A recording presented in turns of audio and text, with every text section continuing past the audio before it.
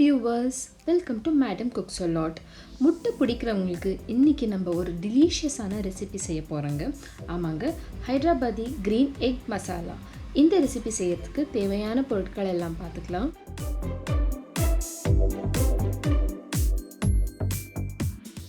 முதல்ல ஒரு மசாலா அரைச்சிக்க போகிறோம். அதுக்கு மிக்ஸி ஜாரில் 1 கப் புதினா சேர்த்துக்கோங்க,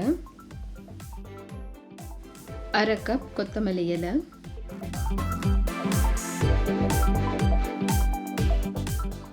2 டேபிள் ஸ்பூன் கசூரி மெத்தி, காரத்துக்கு ஏற்ற மாதிரி பச்சை மிளகாய் சேர்த்துக்கோங்க. இங்கே நான் 5லேருந்து 6 பச்சை மிளகாய் சேர்த்துருக்கேன். 1 மணி நேரத்துக்கு வெந்நீரில் நான் இந்த பாதாமை ஊற வச்சு எடுத்துருக்கேங்க. நீங்கள் இந்த பாதாமுக்கு பதிலாக முந்திரியை கூட சேர்த்துக்கலாங்க. இப்போது இது எல்லாத்தையும் சேர்த்து முதல்ல அரைச்சி எடுத்துக்க போகிறோம். இந்த மாதிரி அரைச்சி எடுத்ததுக்கப்புறம் இதில் 1/2 கப் ஃப்ரெஷ்ஷான தயிர் சேர்த்து மறுபடியும் அரைச்சி எடுத்துக்க போகிறோம். பாருங்கள் எவ்வளோ பேஸ்ட்டாக அரைச்சி எடுத்துருக்குறோம். இந்த மாதிரி இருக்கணுங்க. அடுத்து ஒரு பேனில் 3லேருந்து 4 டேபிள் ஸ்பூன் எண்ணெயை சூடு பண்ண போகிறோம்.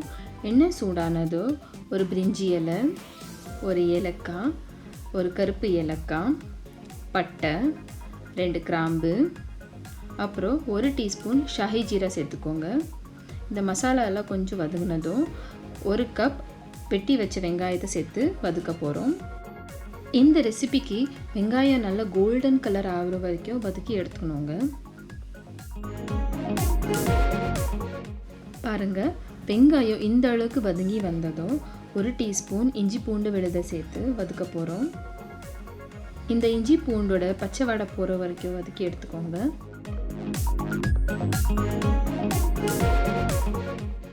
இப்போ இதில் நம்ம அரைச்சி எடுத்துக்கிட்டு பச்சை மசாலாவை சேர்த்துக்க போகிறோம்.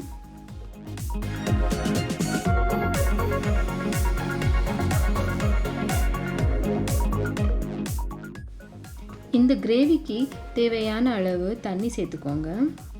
உங்களுக்கு கிரேவி எந்த அளவுக்கு திக்னஸாக இருக்கணுமோ அந்த அளவுக்கு பார்த்து தண்ணி சேர்த்துக்கோங்க.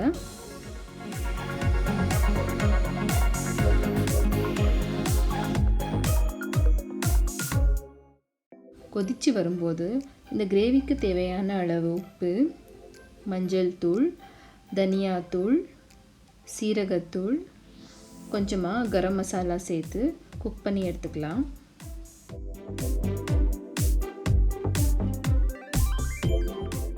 நல்லா கலந்து எடுத்ததுக்கப்புறம் லிட்டை க்ளோஸ் பண்ணி 10லேருந்து 15 நிமிஷம் வரைக்கும் குக் பண்ணி எடுத்துக்கலாம். 4 முட்டையை வேக வச்சு எடுத்துருக்கிறேன். 4 பக்கமும் கட் பண்ணி எடுத்துக்கோங்க. அப்போ தான் நம்ம இந்த முட்டையை கிரேவியில் போடும்போது மசாலாலாம் நல்லா ஊறும். 15 நிமிஷத்துக்கு அப்புறம் குக்கர் லிட்டை ஓப்பன் பண்ணி பார்க்கலாம். பாருங்கள், இப்போது இந்த கிரேவியில் இருக்க எண்ணெய்லாம் விட்டுருக்கு. இப்போ நம்மளுக்கு கிரேவி ரெடியாக இருக்குது. இந்த ஸ்டேஜில் நம்ம வேக வச்சு கட் பண்ணி எடுத்துருக்கோம் இல்லைங்களா, அந்த முட்டை ஒன்றா சேர்த்துக்க போகிறோம்.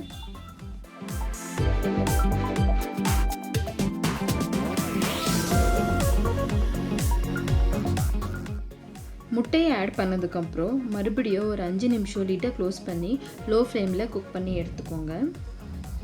பாருங்கள், இப்போ அருமையான க்ரீன் எக் மசாலா ரெடியாக இருக்குது. கடைசியாக 2 டேபிள் ஸ்பூன் பட்டர் சேர்த்து மிக்ஸ் பண்ணி எடுத்ததுக்கப்புறம் நீங்கள் சுட சுட சாதத்தோட இல்லைன்னா சப்பாத்தி, ரோட்டி, பராட்டாவோட சர்வ் பண்ணிங்கன்னா அருமையாக இருக்குங்க.